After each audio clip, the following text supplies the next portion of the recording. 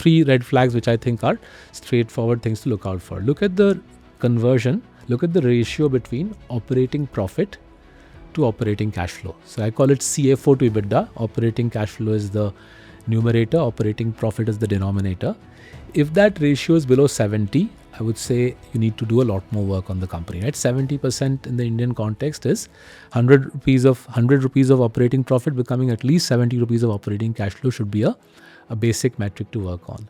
The second is look at over the last 5 years, look at the company's growth in revenues and growth in assets. If assets are growing much faster than revenues, if assets on the balance sheet, the total assets on the balance sheet are growing much faster than revenues, that's a red flag. That's in our jargon, it's asset turns are reducing. It's something to be careful about, right? Assets growing faster than revenues is a red flag. And the third thing to look at is related party transactions. By law, by courtesy the accounting standards, companies are obliged to report their related party transactions. If the related party transactions take pages and pages of the annual report, you immediately know you're in slightly dicey territory. So it's very interesting, right? When Gensol broke, I sort of hadn't heard of it. So when it broke, right? So I asked my colleagues, why haven't I heard of it? So my colleagues said that every year we run a forensic accounting screener in Marcellus, right? And on that screener, this was amongst the worst companies in the country for several years running. So Gensol was as per the forensic accounting screener. So we have 10 deciles are one. The best decile 1 is the best decile. Decile 10 is the worst decile. And for several years running, basically since it went public, Gensol featured in the worst decile. Growth in revenues was far slower than growth in assets. In fact, I had a look at that this morning. Over the last 4 years, Gensol's assets have grown more than 30-40x. I think it's closer to 40x, right? But revenues have barely grown, have not even grown 10x. And that's very funny, right? Why would your assets grow itna, 30x se bhi zyada, but your revenues are growing less than 10x? What exactly are you putting in the assets, right? Staying with the auditor piece, it's also worth reading the audit disclaimer, right? So audit disclaimers actually audit disclaimer is the first page of the really useful part of the annual report where the accounts begin. In the audit disclaimer, most corrupt auditors actually pretty much say upfront, the management's given me the numbers. I've sort of tried my best to check them, but hey, it's them who gave me the numbers. So if things really go south, you should ask them, not me, right? So that's the second thing to the language of the audit disclaimer, and it's not much to read. It's basically 2 paragraphs that you're really focusing on. The third piece, right? Companies have a consolidated accounts and they have standalone. Standalone is the original business. Consolidated is whatever else they added on if they open subsidiaries abroad. If the lead auditor says, the lead auditor who's signing off on the console accounts, he says that there's lots of revenue outside the console, which I too have done nothing about. Some other dude has audited it. I have taken his audit at face value, right? That's something you need to then do the work on. As if the listed entity has half its revenues, half its profits, this for sake of argument, other revenue, other profit is outside the standalone, and the lead auditor is simply saying, kisi aur ne audit kiya hai, and these might be companies in far-flung countries, and the kisi aur mein is some obscure bucket shop auditor, then that's the second piece, right? So in some companies, annual reports, right, hilarious. The promoter's cars are paid for by the company, घर का rent भी company दे रहा है, उसके छुट्टी का खर्चा भी company दे रहा है, right? And when you meet the promoter, I can ask them, sir, इतना निकाल लेते हो, कुछ रहेगा क्या हमारे लिए, right? And obviously it's a little embarrassing, but sometimes you can't understand. So several promoters over the years, right, we rejected the company. The company was fine, but the promoter's listed entity was paying for his lifestyle or her lifestyle, and that piece doesn't stack up. Extensive related party transactions is a time-honored way to steal money from the retail investor. Packing the board with friends and family is a time-honored way to dilute the governance. Having a dodgy auditor is a time-honored way to get fraud accounts signed off. Raising money supposedly to build fixed assets, then either not building the fixed asset or showing the fixed asset in the annual report, but actually not building it in the first place. So we call it gold plating. You raise 1,000 crores, you claim that you did 1,000 crores of capex, but actually you only did 400 crores, 600 crores you stole for yourself. Then stuffing the channel and showing sales, thus showing profits, but actually not having sold the stuff. is another way to do it. Microsoft's most celebrated coders, right? These are coders who've created applications that people like you and me use every day. They've been laid off as well. Some of the most legendary coders in Microsoft have been laid off, and I think it just reinforced my belief that not just in coding, not just in programming, but even in my profession, people like me who do routine things, the routine will get AI'd out.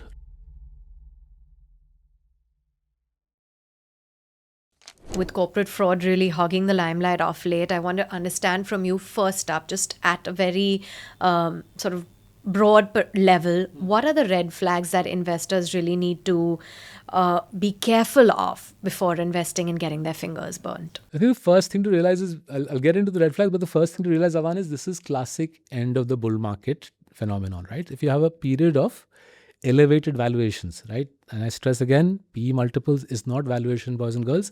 PE multiple is a way of measuring probabilities. It's not a way of measuring payoffs, right? But if you have a period of elevated valuations, where ordinary companies doing ordinary things are able to get extraordinary market caps, right? So there's plenty of them. We'll discuss some, I'm sure, over the course of the next 20 minutes. When ordinary companies get extraordinary valuations, and the retail investor sort of says, I'm going to sell my house and buy this stuff, then naturally every crook in the country says, let's try to enrich ourselves at the expense of retail investors, right? So typically you get 2 to 3 years of elevated valuations followed by a year of high profile accounting fraud. So I think this is just the beginning. We'll see plenty more of this because we had crazy valuations persisting through most of 22, most of 23, most of 24.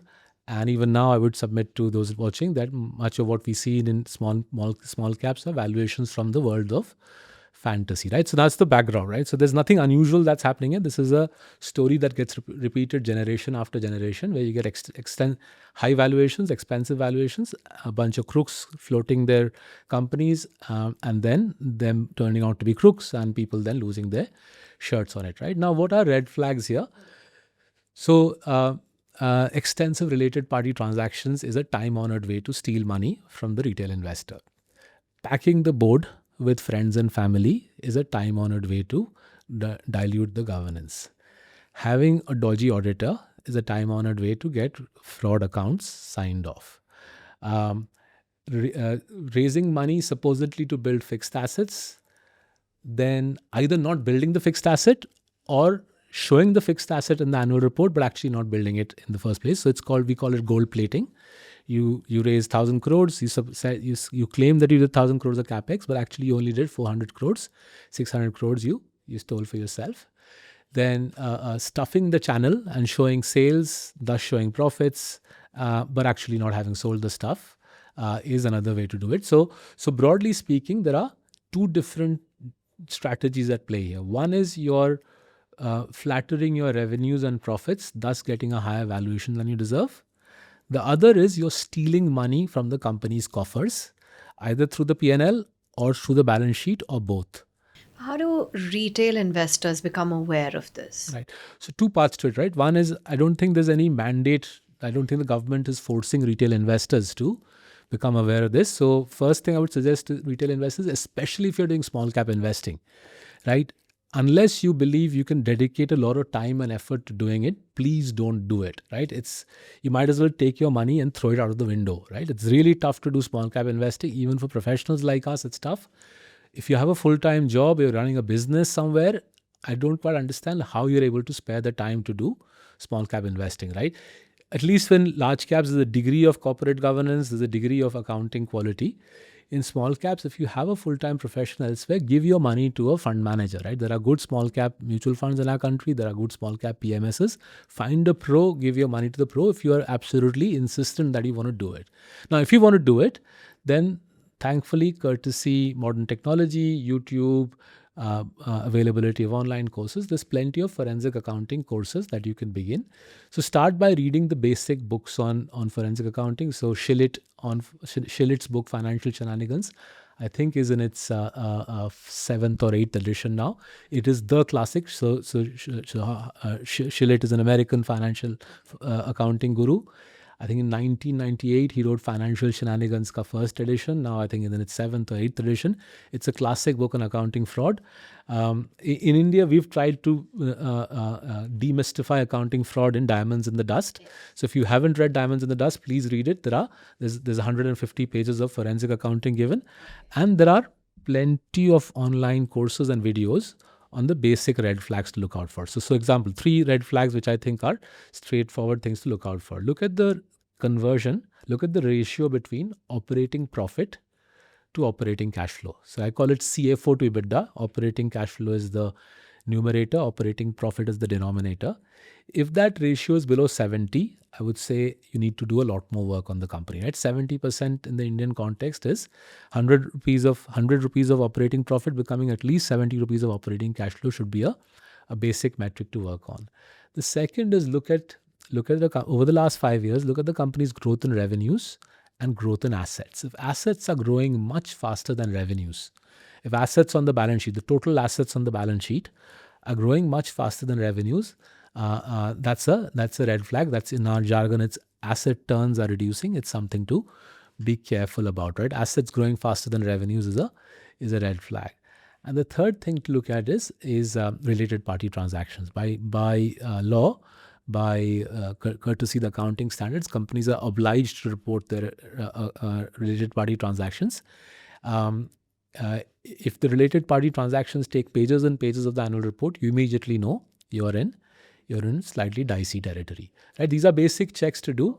They are time consuming though, and I would suggest that someone who does small cap investing should really be in a position to free up significant time of the day if they want to do this. Buying small caps on tips and so on is a little hazardous. As I said, you might as well consider throwing some money out of the window. Okay. Speaking of related party transactions, let's take the example of Gensol Engineering, which has been in the spotlight of late. The related party transactions increased from 23 lakhs in FY22 to 108 crore rupees in FY24. Was that enough for retail investors to have investigated this as a red flag? And why must they, if you can just continue to stress a little further, investors never ignore related party transactions?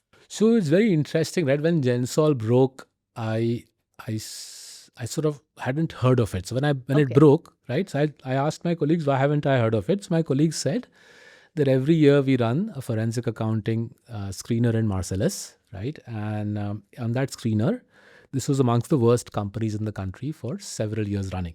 So Gensol was as per the forensic accounting screener. So we have 10 deciles are one. The best decile 1 is the best decile. Decile 10 is the worst decile. And for several years running, basically since it went public, Gensol featured in the worst decile. By worst decile, people should understand that means there's many other companies in the worst decile as well. I was going to say if you could share the right? list of Yeah. the Why don't I bottom just 5. now the forensic accounting screener, folks? I'm not making this up. The forensic accounting screener, all the metrics are given in Diamonds in the Dust. Now you mentioned related party transactions. That piece of Gensol, I think, has become apparent, right? That they had several thousands of crores of related party transaction. But even if you leave that aside, there's a whole bunch of other red flags screaming at it. So I just took our model, our forensic accounting model, and I pulled out from it what our model has been telling us for several years on Gensol, right? So for example, the growth in their auditors' remuneration was much faster than the growth in their revenues, right? So that's always a red flag in any company. If auditors' revenues are growing faster than revenues over 5-6 years, that's a suggestion that something pretty funny is happening there, right? Then growth in revenues was far slower than growth in assets. In fact, I had a look at that this morning. Over the last 4 years, Gensol's assets have grown more than 30-40x. I think it's closer to 40x, right? But revenues have barely grown, have not even grown 10x. And that's very funny, right? Why would your assets grow itna, 30x se bhi zyada, but your revenues are growing less than 10x? What exactly are you putting in the assets, right? Similarly, there's a metric called provisioning for doubtful debtors. So if you have high debtors, then by the accounting standards allow you to provision that some of those debtors might not come back. You can provision for it. Gensol wasn't the world's strongest on that, right? So this was a sort of, what should I say? I'm just looking at my accounting filter here. The red lights were just blinking throughout F23, F24. As a result, it was never brought to our research team as a investable idea. And it's a shame that those who have lost money, right? I mean, it's hard-earned money. It's a shame that they have lost it. But to be fair to Indian accounting standards here, there were many different aspects of the annual report which screamed out that this is not making sense. Yeah. No, definitely a lot of investors got their fingers burnt. But I also want to talk about that point that everyone says corporate governance, because, a company or a management can definitely be assessed by it, basis, examples, case studies. Can you take us through a poor corporate governance and good corporate governance and what stands out? Sure. So I think let's break it into 3 parts, right? First off, I think, and again, this is all from annual reports. First off, let's look at the board composition, right? If you can assess a board in many different ways, but the superficial levels of assessment you can do right off the bat is pretty much everybody on the board, friends and family of the promoter, right? So you'll have to figure out, are they all people from the sort of same community, the same city, right? If it's a cabal, then this is highly unlikely to be an independent board questioning the promoters, right? So that's something that you can eyeball. The next thing is on the in annual reports, they give you brief bios of the board directors, right? So they give you brief bios of the board director. So you asked for examples. So let me turn to Amtech Auto. This is a book. This is a company that we had published a case study in our book. So one of the things about Amtech Auto's board which struck me, this is I'm going back a decade ago when I first looked at it, was on their board. So Amtech Auto, for those who weren't around when it went through its accounting crisis, this is an auto ancillary company, right? Used to compete with, say, the likes of Bharat Forge. So they had on their board a gentleman who's a marine engineer, right? They had on the board a guy who worked in LIC, right? A long experience in LIC. And they had a guy on the board who was just a regular banker in Delhi, right? Senior banker, but a regular banker. Now, last I knew, if you work in a bank or an insurance company or you're a marine engineer, you're unlikely to be, contributing blazing insights on how to drive an auto ancillary business. So there's 2 ways to assess boards I'm getting at. One is you look at, are they all part of the same friends and family circle? Second is look at their bios. You'll be able to figure out, does this dude have relevant experience which allows him to add value to said board, right? And the third thing to look at is those board directors, how many other boards do they sit in? If these are basically, there's a bunch of people in our country who lend their name to plenty of boards. I guess in return they get a fee, and I presume they get a nice lunch as well, right? But if you get those sorts of characters sitting on the board, that's a red flag. In fact, there are some people in our country's boards who sit on a whole range of notorious boards. So one of the privileges we have in Marcellus is I can see the forensic accounting screen, right? I can see who are the companies who do poorly in it. And as I'm sure most of you know, companies with poor accounting have had a really good run in the last 2 to 3 years. But the beautiful thing is many of these companies with poor accounts share some common board directors, right? So kind of gallery of kind of cast of rogues who sit on multiple boards. Now, even if these board directors were not rogues, these kind of professional board directors sit on loads of boards, you have to ask, are they really being able to add value if they sit on so many boards, right? So I think that's the first bit of corporate governance to look at, right? I'm deliberately focusing on softer factors, which the accounting metrics might not capture, right? So is the board up to it? Because that's the foundation of it. Next, we come to the auditor, right? Now, giving a lot of credit to the audit profession here, in every annual report, you can get the auditor ka number. The ICA, the Indian Chartered Accountancy people, they give a number to each auditor. You can check that guy's track record. Has he audited other companies with ROPI accounts, right? Very easy thing to check. Has said auditor audited other companies who have gone on to make a right royal mess of things? Staying with the auditor piece, it's also worth reading the audit disclaimer, right? So audit disclaimers is the first page of the really useful part of the annual report where the accounts begin. In the audit disclaimer, most corrupt auditors actually pretty much say upfront that the management's given me the numbers. I've sort of tried my best to check them, but hey, it's them who gave me the numbers. So if things really go go south, you should ask them, not me, right? So that's the second thing, to the language of the audit disclaimer. And it's not much to read. It's basically 2 paragraphs that you really focusing on. The third piece, right? Companies have a consolidated accounts and they have standalone. Standalone is the original business. Consolidated is whatever else they added on if they opened subsidiaries abroad. If the lead auditor says, the lead auditor who's signing off on the console accounts, he says that there's lots of revenue outside the console, which I too have done nothing about. Some other dude has audited it. I have taken his audit at face value, right? That's something you need to then do the work on. As if the listed entity has half its revenues, half its profits, this for sake of argument, other revenue, other profit is outside the standalone, and the lead auditor is simply saying, किसी और ने audit किया है, and these might be companies in some, far-flung countries, and the किसी और में some obscure bucket shop auditor, then that's the second piece, right? So annual report में board governance देखो, auditor का governance देखो, and if you want to focus on the corporate governance bit, the last piece to look at is the promoters, how much is he taking out of the business, right? Obvious place to look is compensation. But within compensation, if the fixed salary is low and he's getting a profit share, that's a little bit more palatable to me. But if the fixed salary is high, his entire family are getting lots of money from the company for no good reason. And then they have related party transactions. So in some companies, annual reports, right, hilarious. The promoter's cars are paid for by the company, घर का rent भी company दे रहा है, उसके छुट्टी का खर्चा भी company दे रहा है, right? And when you meet the promoter, I can ask them, sir, इतना निकाल लेते हो, कुछ रहेगा क्या हमारे लिए, right? And obviously it's a little embarrassing, but sometimes you can't understand. So several promoters over the years, right, we rejected the company. The company was fine, but the promoter's listed entity was paying for his lifestyle or her lifestyle. And that piece doesn't stack up. So those are the 3 layers of governance that I would say are the basic prerequisites of making an investment in our country. Board chahiye अच्छा auditor chahiye, and you need a promoter who's not greedy and is not gouging the company to live a good lifestyle. Saurabh, they also say cash is king. Why do you think it's more important to look at cash flow from operations versus looking at net profits as a metric?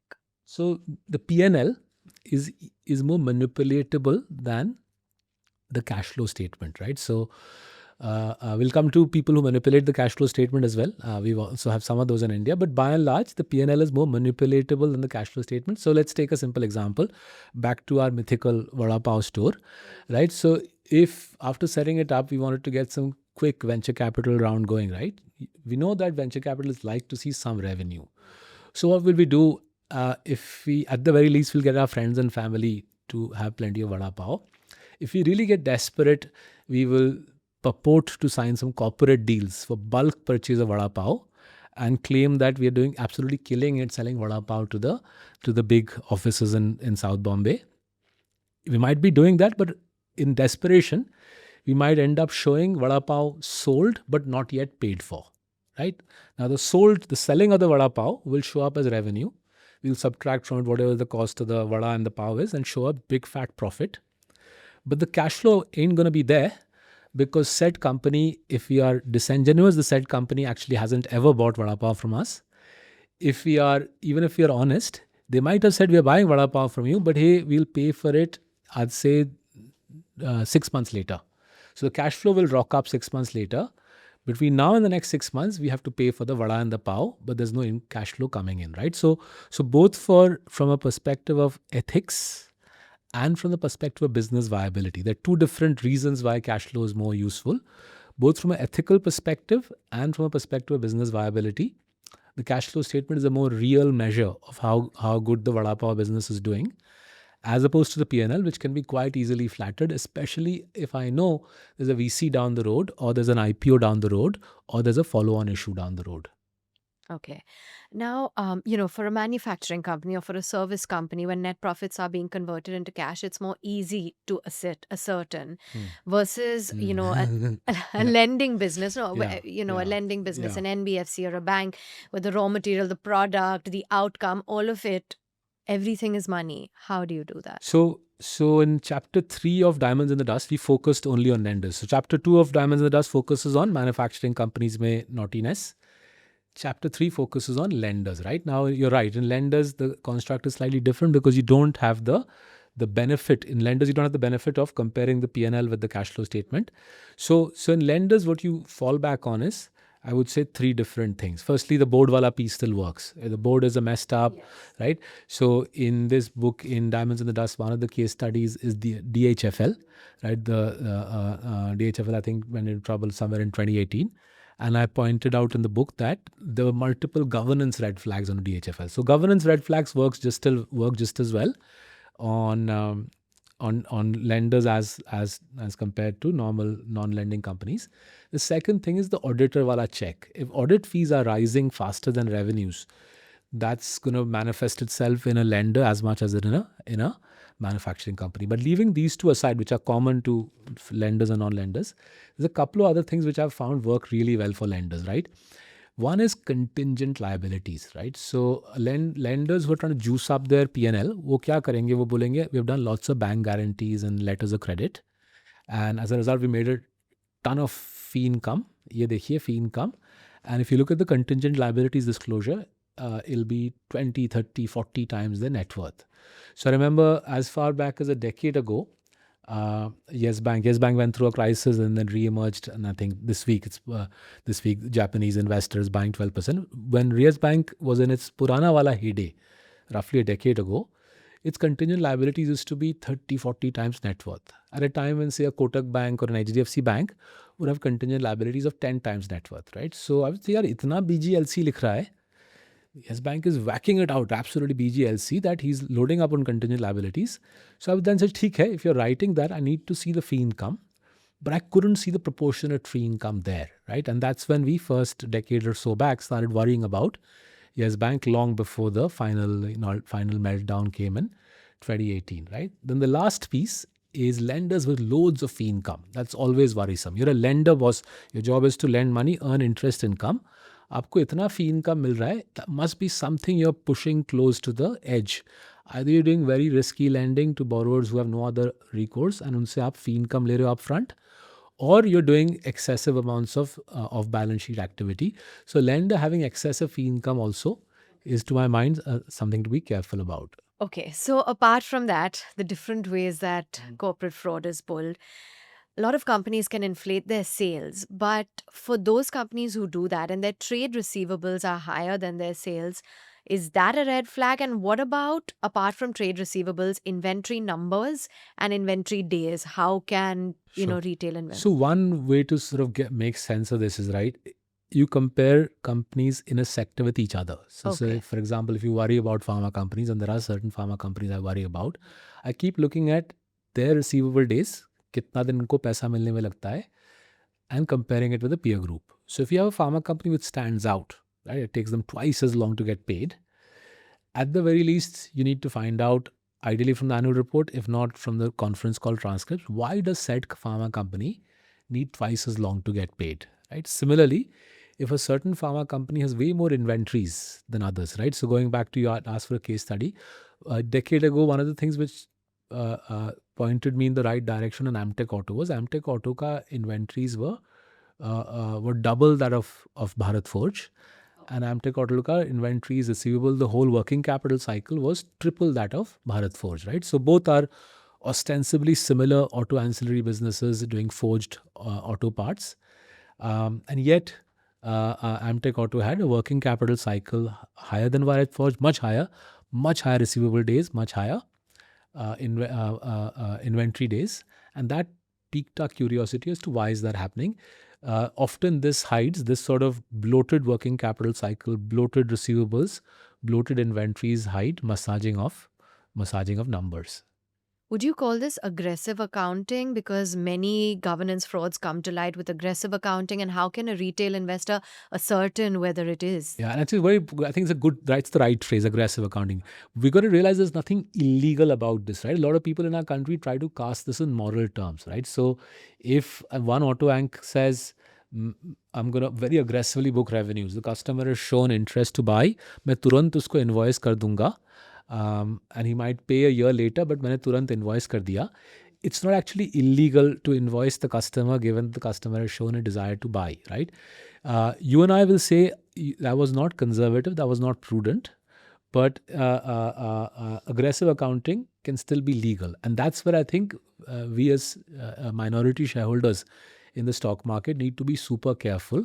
There's a plenty of legal means to show accounts which flatter the company's health, which show the profits to be much higher than what they are, which, back to our favorite metric, PE multiple, which shows the PE multiple to be much lower than it is, right? And it's a series of related behaviors. If you're an investor who uses PE multiples to invest, it's highly likely you'll be gamed by someone who bloats his earnings, by bloating his revenues, depressing his costs, and all of that then comes home to roost when you enter a difficult period for the stock market. Okay. All right. So we've covered this topic quite extensively, Saurabh. Thank you for that. Very useful for investors. I want to talk about the markets again. And in particular, I think one of the biggest regrets, and you alluded to this earlier, of retail investors is selling too early. Lots of stocks, for example, HDFC Bank, like you said, go through phases of consolidation and, that mild up move, and there's a temptation to book profits. But then at the same time, if you wait it out, they can hit new highs and go up further from there.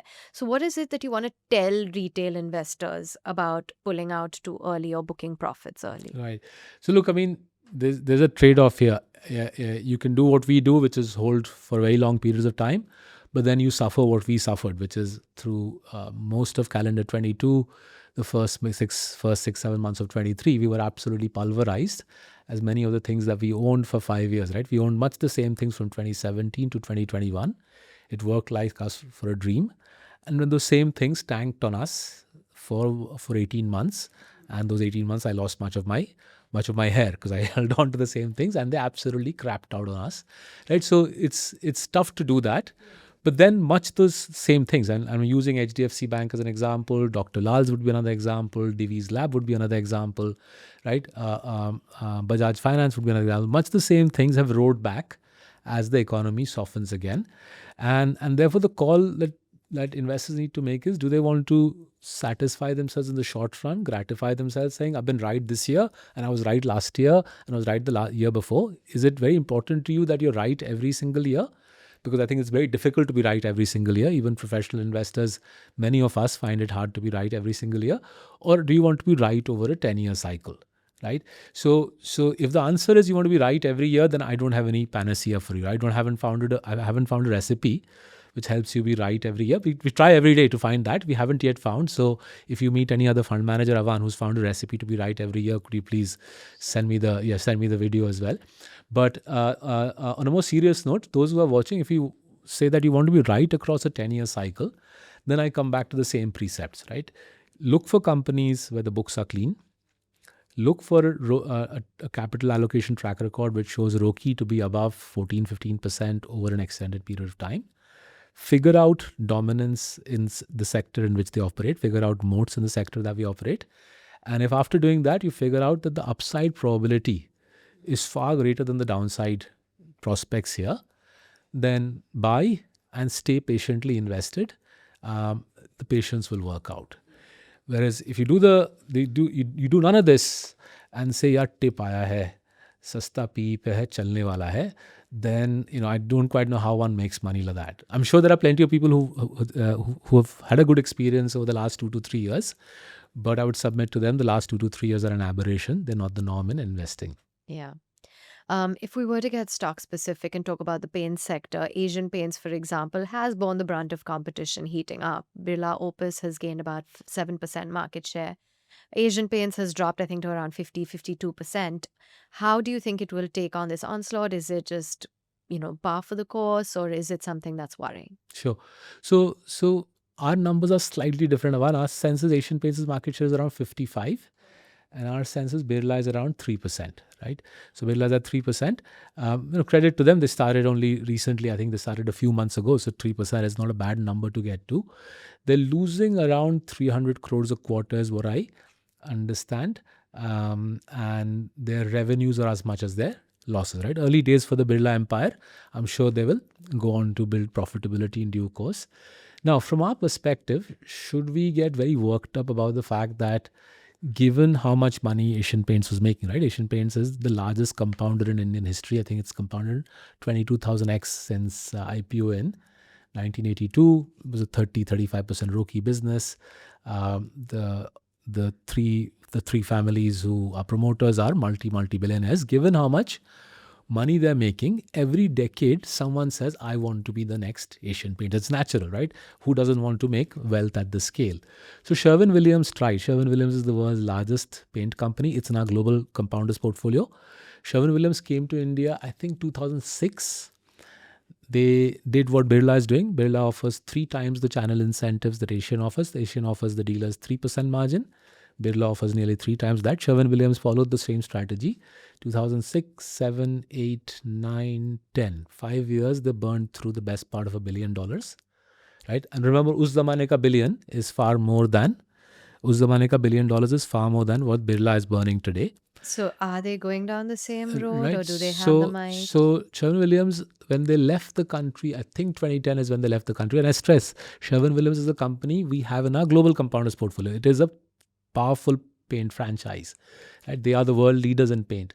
When they left the country, they had a few $1 million of revenue. And if my memory serves me right, Berger Paints acquired whatever was left of the Sherwin-Williams business. So challenges are going to come. Challenges are going to attack Asian Paints decade after decade. The question is, will Asian Paints relent? Will their franchise buckle? Right? I don't think 3% market share loss constitutes as franchise buckling, especially if Birla is offering 3x the channel incentives Asian is offering. Or will Asians' comparative advantages hold? Our reading of the situation still is Asians' comparative advantages will hold. And hence we are patiently invested. Had I been cleverer, more prescient, when Mr. Birla announced his entry into paint, I think he announced it in late 22. Late 22, I remember he announced his entry, and I think he announced 10,000 crores of capex in late 2022. Had I been cleverer, maybe I should have cut the position then a little bit, rather than living through this extended period of paint as first Birla announces, then builds the factory, then launches the product, then gains a little bit of market share. But such is the nature of investing. Going back to a preceding question, am I trying to look clever every year? No, I don't think that's going to be practical. Do we want to make money over a 10-year cycle or over a 1-year cycle? Our view is, if we give it time, Asian Paints' comparative advantages will reassert themselves. It's worth stepping back and just dwelling on what's happening in our country, right? And this is a good example. What's happening in Asian Paints versus Birla is a good example of other competitive wars raging in other sectors, right? So let's look, for example, in what happened to Path Labs during COVID. Every Tom, Dick and Harry announced they were going to open a Path Lab. They got VC funding as well. Dr. Lal Path Labs' share price halved. And remember, this was at a time when Dr. Lal was making money hand over fist as COVID gave them windfall revenues. We stayed patiently invested in Dr. Lal, suffered the drawdown through 22-23, hence the hair loss. Then as COVID ebbed away, those windfall profits disappeared. The competition also, by and large, ebbed away. And if you see over the last 12 months, Dr. Lal's profits, share price, volumes have recovered, and the competition has ebbed away. We go through these cycles. I think paint is going through one such cycle. In due course, I think, not just paint, actually, construction materials in totality. Ultratech and Adani are fighting it out in cement. Asian Paints and Birla are fighting it out alongside Berger and AkzoNobel, which, from what we are reading, might be acquired by JSW. Then Mr. Birla has also announced his entry into copper wire, right, where he'll take on people like Havells. So construction materials is seeing a frenzy of interest. These cycles come and go.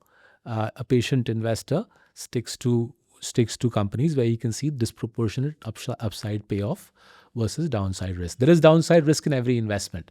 Question is the upside payoff disproportionate? I would submit to you the answer in Asian Paints, to our mind, is still yes. Again, I stress, I'm invested, our clients are invested, my parents are invested. Okay.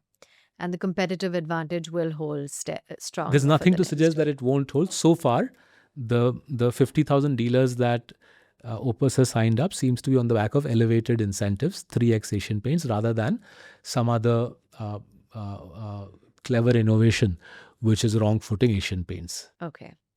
Now, you've always advocated that investing in gold as an asset class isn't the best idea. But for example, if we were to look at the time when the Nifty fell from its recent highs about 20%, I think it was gold that really flourished.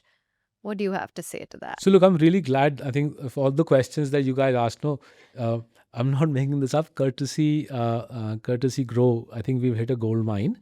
because I was going through this point last evening, and I appreciate the subtext of the question that I've said repeatedly in public that gold is not something I invest in with a long-term point of view, and clearly gold has worked, right? It's again, every taxi driver in the country has told me that I'm wrong to say gold is not a good investment. Now, I stepped back and thought about this, right? Clearly, the gold has gone up, and I've said don't hold it. Then I asked myself, what's exactly happening here, right?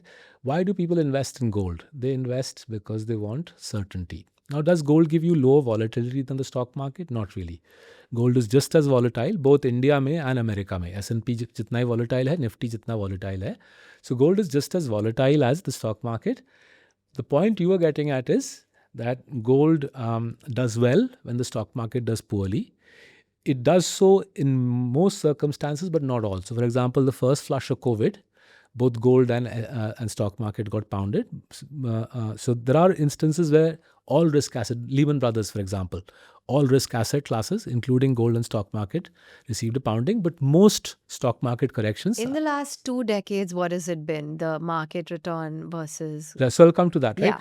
Now, what we're trying to do here is we're trying to find an asset class which buffers the stock market, right? So gold can be volatile, but if gold gives you diversification, gold does well when the stock market does badly, then there's merit in having gold. But what else does badly? What else does badly when the Indian stock market does well, and vice versa? There's something called the S&P 500, right? That's 65% of the world's stock market. That also has very low correlation with the Indian stock market, right? So I asked myself, if I had a choice to use S&P 500 as a hedger, so say core of my portfolio is Indian equities, Nifty. If I had a choice between using S&P to hedge as opposed to using gold to hedge, which is the better hedge, right? And the answer using last 25 years of data is that those watching are far, far, far, far better off using S&P 500 to hedge than using gold to hedge. So let's do the returns piece first, right? Had you done 50-50 gold and S&P 500 over the last 25 years, your return would be 12.4%, right? Around 12.5%. 50-50, Adha gold, Adha S&P. In rupee terms, you would have made 12.5%. Had you done the same using Adha S&P, Adha Nifty, your return would be closer to 15%, right? Now, that's not the whole story, right? Your volatility would also come down. Your risk-adjusted return, if you use Nifty and S&P 500 to hedge, would be 1.23 as opposed to just Nifty alone 0.8, as opposed to just gold alone 0.9. Risk-adjusted return, just gold alone 0.9, Nifty 0.8. You blend Nifty and S&P, you get 1.23 ka risk-adjusted return. So your raw returns are better, but even better still, you sleep better at night because your risk-adjusted returns are better. Then we said, let's do one more thing. A third of gold, a third of Nifty, and a third S&P 500. And that turns out to be divine. The returns are slightly lower, closer to 14.5%. But the risk-adjusted returns, the return divided by risk, is through the roof. It's 1.5, right? So gold helps you diversify from the Nifty, right? S&P 500 helps you do the job even better. The two together, 1/3 Nifty, 1/3 gold, 1/3 S&P 500, is a killer combination. It gets you steady returns, 14.5%, 14.5 ke aaspaas, and risk-adjusted returns, which are brilliant. So you sleep well through almost any market circumstance. So are you right? changing your stance? Right. So on diversification, if you wanted to diversify using just one asset, Okay. तो आप S&P 500 use कीजिए. That's the best diversification you can have vis-a-vis the Indian market, right? America and India both are the best performing stock markets in the world. Each country goes through a rough phase, but thankfully the rough phases are different. उनका elections अलग time पे होता है, हमारा elections अलग time पे. Their financial crises are different. Our financial crises are different. They take on other countries in violent conflict at different times to when we do it, which gives which makes the combination. Now, if you throw in gold further, I agree, it makes things even better, right? So where I'm saying, and I'm saying this for the first time, and this might be a good point at which to terminate the podcast. No, I'm saying this is for our the first headline. time, is that a combination of S&P 500 and gold helps you, a combination of S&P 500 gold and Nifty gives you the best risk-adjusted returns in investing life for a retail investor, right? Far better to do that than to go and lose your shirt in small caps. Let's start off by talking about the adoption of AI, because you have on record gone to say that the middle class must actually rethink their future with the adoption of AI. Are you indirectly hinting at some sort of a recession due to the adoption of AI? So look, I think this is a very good time to discuss AI, because I think we are having this discussion around less than 72 hours after Microsoft's layoffs, right? So for those who've not been keeping up to date with Microsoft's layoffs, they have laid off a good third of their coding workforce. And Microsoft said as much, that a third of their coding is now done by AI. Now, our tech people in the office were telling me some of Microsoft's most celebrated coders, right? These are coders who've created applications that people like you and me use every day. They've been laid off as well. Some of the most legendary coders in Microsoft have been laid off, and I think it just reinforced my belief that not just in coding, not just in programming, but even in my profession, people like me who do routine things, the routine will get AI'd out, right? Whether it's in America, whether it's in India, whether it's in financial services, whether it's in media, whether it is in IT, the routine will get AI'd out. And to be fair, I think if you look at our IT services companies, they've said much the same thing. I think Rishad Premji went on record a couple of months ago. Rishad Premji of Wipro went on record a couple of months ago saying there is bound to have an impact. And you can see that recruitment by Indian IT services companies is barely moving. So what used to be a pyramid org chart, right? Lots of youngsters, graduates from universities at the bottom of that pyramid, has already become a diamond, right? And I think the future is going to be even more diamond-like, where middle managers with insight, with experience, will be able to sustain their careers if they bring to the table insight, experience that AI does not have. And those who bring routine skills will increasingly find themselves at the wrong end of this. Now, at the India level, I'm worried. I am worried because a lot of our education system focuses on rote learning, routine skills.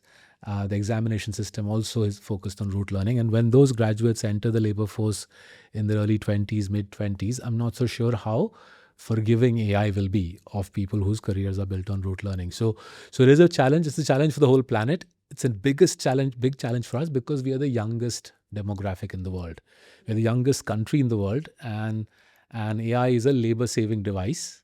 The labor-saving technology, AI is a labor-saving technology. In a country where labor is abundant, AI poses I think, a significant threat. I'm not saying India will enter a recession because of AI, but I think it is a transition. It'll take 2 to 3 years for our country to transition from the age where we were every year employing millions of young graduates in doing routine things. We'll have to transition from that to a world where those young graduates, I think, will have to become entrepreneurs. That's why I keep saying in my pronouncements through our emails or on social media that we will have to become an entrepreneurial nation.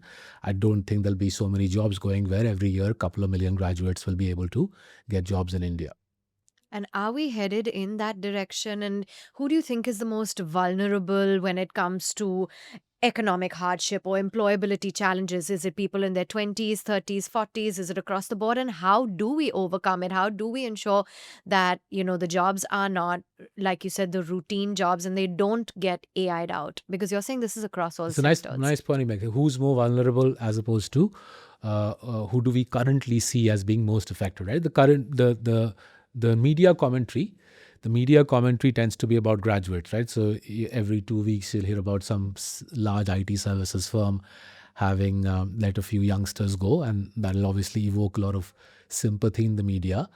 But if I look at my social circle, Avan, a lot of my friends and relatives in their 40s are losing their jobs to AI, right? Effectively, they are senior professionals earning a decent package, and their employers are saying that, look, I can replace you with a combination of AI, which hardly costs anything, and a much cheaper professional, right? So I think the invisible crisis is people in their late 30s, 40s, who are earning reasonably comfortable packages. They are being, I think, disrupted more brutally, but because This is an invisible story. The media isn't picking up on that, but I can see that amongst my friends and relatives, the inbound queries for help coming in, saying, "Help us get another job." This happens in every era, in every country. It happened in the West through the 90s and noughties, right? I remember growing up in England through the 90s, working in England through the noughties. And it was a huge challenge for the British middle class. The onset of office-place technology, the onset of factory automation, and the onset of Microsoft technology in the office, in the workplace, made redundant a big chunk of the developed world middle class from 1990 through to 2010, 2015. In that era, we flourished because some of those jobs got outsourced to India. And India, because we were so underdeveloped at that stage, the rise of the IT services boom, the rise of financial services, the rise of media, created a big boom for middle class Indians to work in. But now those labor displacing technologies are hitting us in India across these white collar professions, which were the staple middle class employment grounds. And you can see the stress. You can see the stress in bank NPA numbers. You can see the stress in consumption trends, say car demand, consumer durables demand, FMCG demand, and I think this story has some way to run. There's a 2 to 3 year transition. My reading of the transition is we'll come out of this as a country of entrepreneurs. We are entering this crisis as a country where Naukri or chakri, right? Chakri in Bangla, Naukri in Hindi is the defining theme of the middle class. The whole point of education is to get a good job, right? I think 3 years hence, the whole point of education will be to become an entrepreneur. That's the shift we'll have to make. Communities which have more entrepreneurial history, right? So the Western Indian mercantile communities will find the transition easier.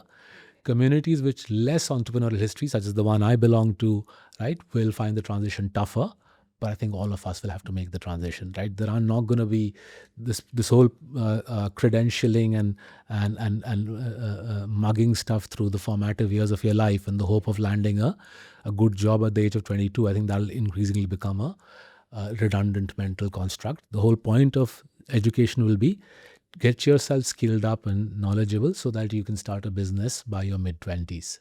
It's so interesting that you say that you're talking about, people in their 40s and how we need the shake up, and that has to happen from the level of education. But Saurabh, everyone was sort of pitching AI as don't worry, it's never going to replace your job. It's only going to enhance the way you do your job, or productivity is going to be enhanced. We're likening it to, the internet boom and computers when they first started. So you're dispelling that notion. You're saying that there is So there is a silver lining. So let me just quickly use some Purana technologies to explain. So whenever technologies come, right, whenever new technologies come, there are two effects which kick in. There's a substitution effect, displacement effect, which is in this case, say, programmers at Microsoft are being replaced by AI, right? I think Google said much the same thing. Microsoft and Google are saying a third of the coding is now done by AI. That's the substitution effect, right? Now, there is a complementarity effect. So when when electricity came in the 1880s, 1890, the immediate displacement was the candle makers lost their jobs, right? But in due course, cities got electrified, the gramophone came, jazz singers became millionaires, and modern life emerged, right? The same thing will happen in AI, right? 2 to 3 years out, there'll be use cases of AI that today we can't even conceptualize. And 2 to 3 years out, there'll be a boom in jobs around the new use cases, right? Now, I'm not a tech expert, but for example, my reading is bot training will become a colossal industry in India. So if you want to train a bot to do, say, what an HR search executive does, bots will be trained for that. But you need someone to train the bot to search for jobs in the way Marcellus likes to search for jobs. There'll even be bots. There'll be a Saurabh Mukherjea bot, right? But someone will have to train the Saurabh Mukherjea bot using hours and hours of videos that I would have created over the years. There'll be bots for doing financial modeling, right? So there'll be a colossal industry in bot training. Similarly, the ethics of AI. How should AI answer moral dilemmas? Remember, AI is also doing a lot of counseling. A lot of people are now talking to AIs like they used to talk to a counselor. And when it comes to ethical dilemmas, AI will have to be trained. So there'll be new professions that will emerge, but it'll take 2 to 3 years. In the near term, the displacement effect is obvious. In the longer term, the positives AI will emerge. I guess when we're watching this interview 4 or 5 years down, we'll be like bot training. Oh, that's just Yeah, the new. that's That's what what everybody everyone's does. doing now. Right. Yeah. So then, in light of everything that you're saying with AI, where does that leave the IT services industry in the next 5 years? What's the outlook? Ironically, I think IT services industry is not going to be that badly off because in a way they'll get more done with fewer people, which is, by the way, my read of the numbers of the IT services firms over the last 2 to 3 years. They're getting basically the same amount of work done with increasingly fewer people. And you can also see that in our private banks, right? If you see some of our investee banks, they're opening more and more branches, earning more and more revenue, but the headcount actually is going down. So generally for well-managed companies, AI is a boon at the company level because you can get more done with less people, right? So I think for the IT investments we have in large cap IT, 12-13% is our rupee earnings growth expectation, and we are holding firm on that. The smaller IT firms might grow at high teens, low 20s, right? The challenge is for the employee, not for the employer. The employee is the receiving end of this. The employer can get more work done with fewer people. Okay. Let's move away from AI then and talk about your outlook on the market. And I think anyone who tracks you know that you've been consistently saying buy quality, buy quality. But if we were to double tap on that, what is it that really defines quality, or how can investors understand what that really means? Sure. So what we have tried to say in our podcasts, in our books over the years, and I'll reference this book because it's been around for a while. It's been around for 4 years. What we've said in Diamonds in the Dust, for example, is quality has 3 dimensions to it. First is the accounts have to be clean, right? And there's a whole bunch of forensic accounting tests which we've explained repeatedly in our podcasts, in our books, which constitute clean accounting, right? The second is the company has to have a track record of having allocated capital sensibly. Now, what does sensible capital allocation mean? It means that over, say, a course of a decade, you've delivered a return on capital of at least around the 14-15% mark, right? At least cost of capital has been returned over the last decade or so. And the third definition, the third precondition of quality is you need to have a degree of dominance, or in Warren Buffettian language, moats. You need to have moats in the industry of your choice, right? Those are the 3 basic prerequisites of quality. As I'm sure most people watching this know, for most of the last 5 years, for most of the post-COVID era, or certainly since, let's say, 2022, Jan 22 to now, quality hasn't had the greatest time. In the immediate aftermath of COVID, quality did well. But around 3 to 4 years ago, quality went out of fashion. Value came into fashion. In inverted commas, value came into fashion.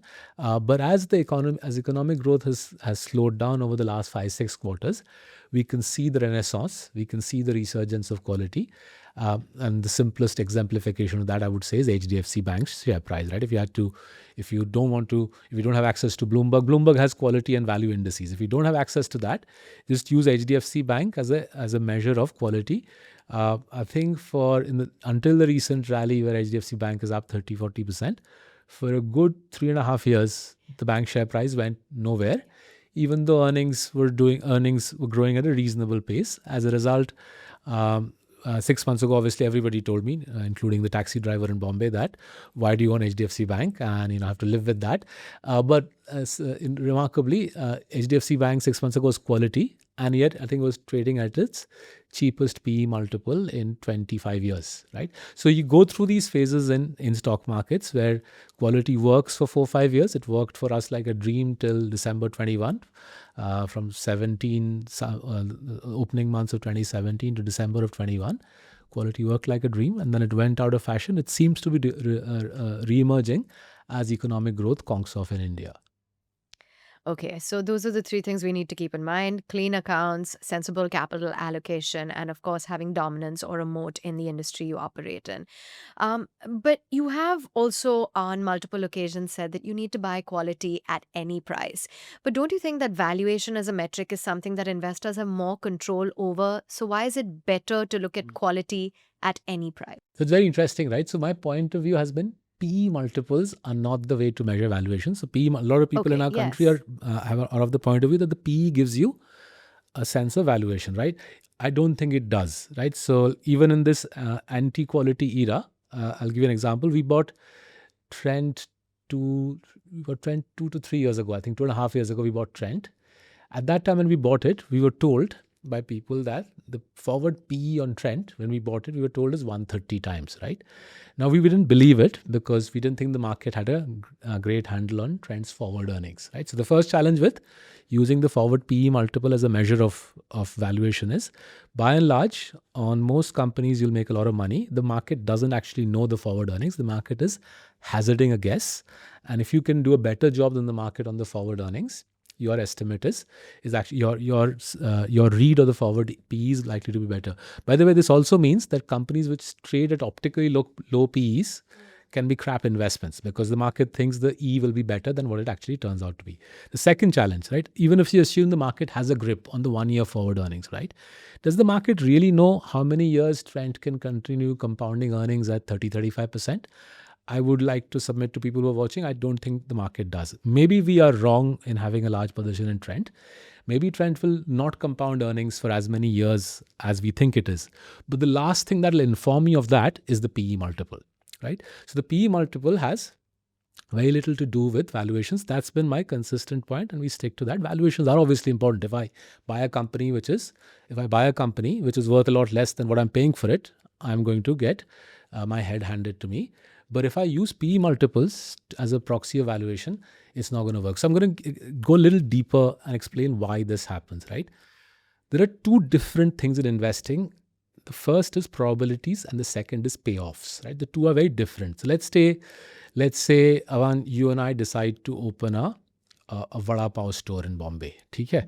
And the maths you and I do is we say, vada pav is a competitive business, 50-50 chance of success. But if it works out, we can absolutely kill it, right? We'll put in X, perhaps get 5X out of it.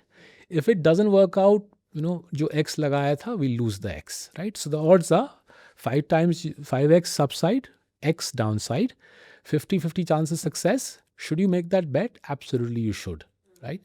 Now, if you can make, say we build a vada pav chain rather than one vada pav ka stall, and each of them have the same payoff structure.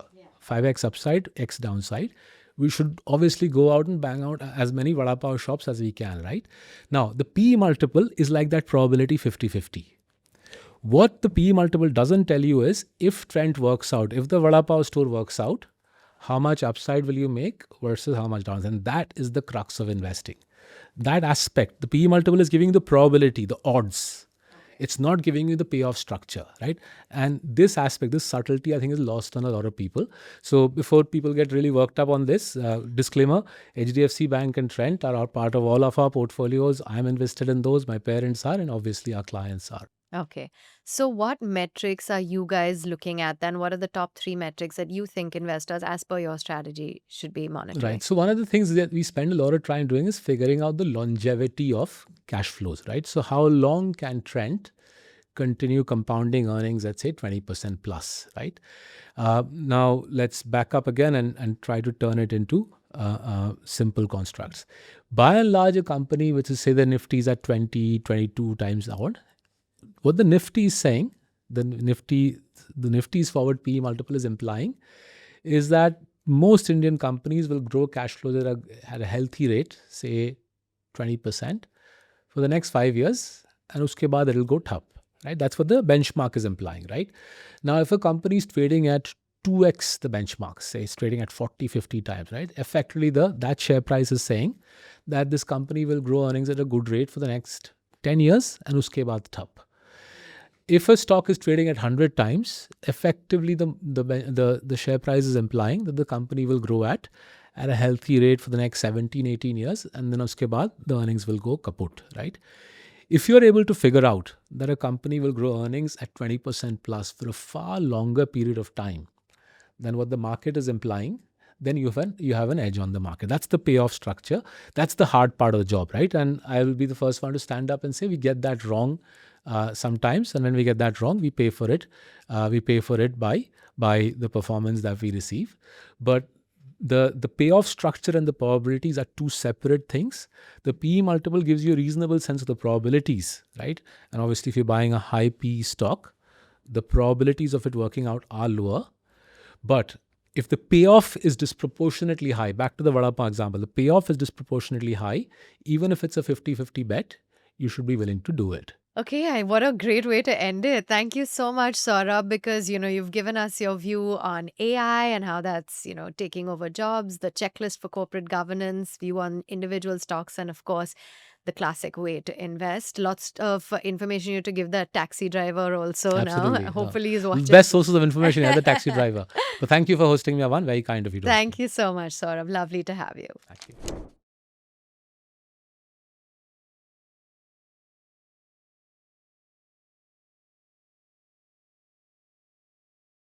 Investment in securities market are subject to market risks. Read all the related documents carefully before investing. Please read the risk disclosure documents carefully before investing in equity shares, derivatives, mutual fund, and or other instruments traded on the stock exchanges.